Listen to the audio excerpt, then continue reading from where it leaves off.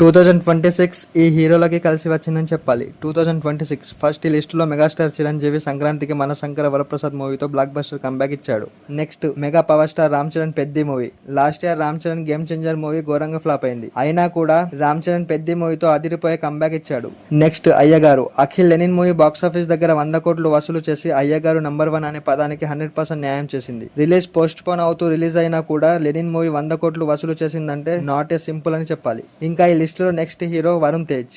Korean Kanakaraju మూవీతో చాలా రోజుల తర్వాత వరుణ్ తేజ్ కోరుకున్న హిట్ తనకి దక్కింది. ఇంకా నెక్స్ట్ హీరోయిన్ సమంత మా ఇంటి బంగారం మూవీతో బాక్సాఫీస్ దగ్గర ఊచకోత స్టార్ట్ చేసి ఈ మూవీకి తనే బెస్ట్ అని, ఇంకా తనని తప్ప ఇంకెవరు ఈ రోల్ కి న్యాయం చేయలేరు అనే విధంగా పర్ఫామ్ చేసి హిట్ అందుకుంది. వీళ్ళందరూ ఒక ఎత్తు అయితే ఈ హీరో కంబ్యాక్ ఇంకో ఎత్తు.